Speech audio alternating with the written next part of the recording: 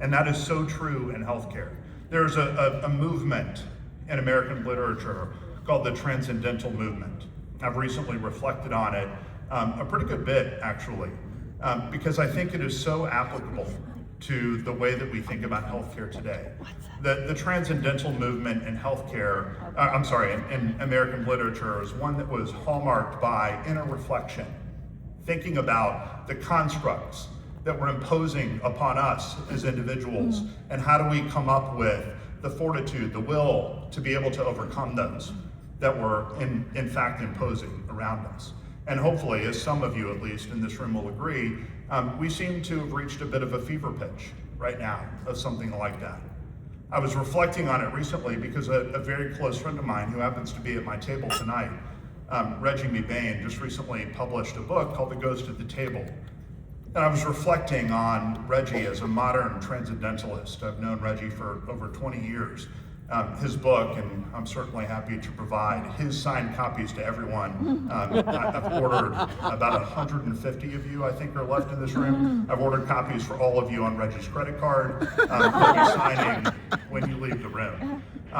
Reggie wrote in his book that the subtle textures of our lives tell their own stories.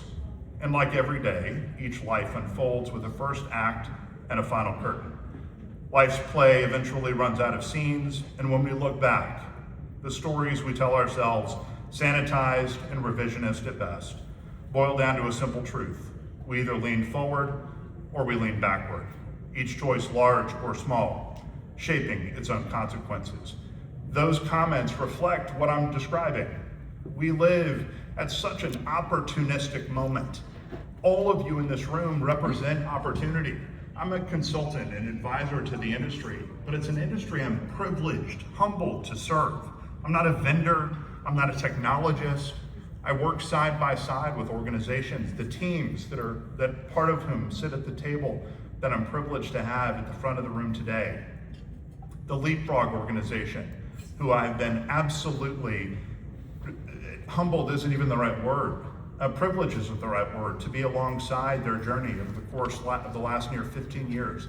Missy Danforth, Leah Binder, the team that they represent, continuing to be a beacon, as I've described them many times in the past, for those who just simply need to understand, where should I go in my community?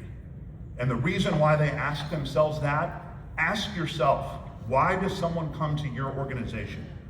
For those of you that run hospitals and health systems or quality programs within them, for those of you that run coalitions, the employers that are in the room, the handful of plans that are in it as well, ask yourselves, how do you evangelize healthcare? How do you think differently? What is the inner purpose that you represent that the transcendental movement so significantly espoused, to be able to say that in a hyper-regulated environment or a deregulated environment, depending on which day we exist in our healthcare system, how do you think differently?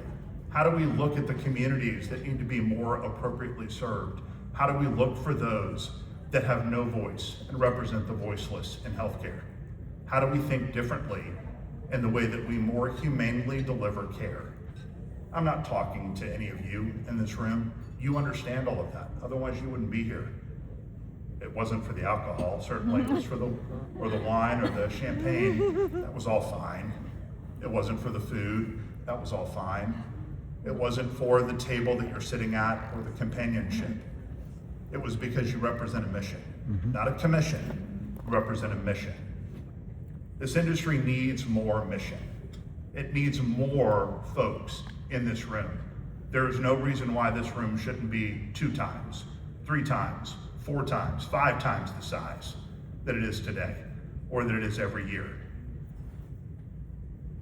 The opportunity to think about healthcare in a different way tomorrow sits in front of us. The opportunity to understand that our intestinal fortitude, our ability to overcome, is not just without all of you in this room, it's within this room. I mentioned the transcendental opportunity that transformed a literature culture, but really a society in the 19th century of this country.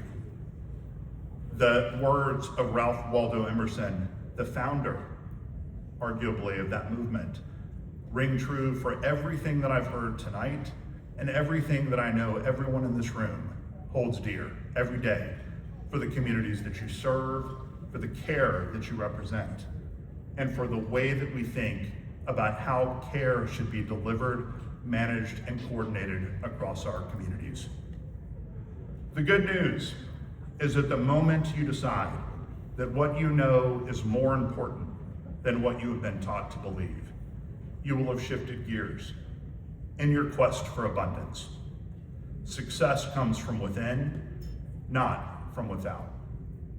My charge to this room in making closing comments, and I'm so privileged to be able to be here, and it's such a thoughtful moment for me to be able to think about the promise of tomorrow, is that the opportunity rests within this room to go out, find others to join you in this room. That is abundance. That's change in healthcare. Congratulations to all of the winners tonight, but more importantly, congratulations to the communities that you serve, because your win represents their win. Have a great night. Thank you.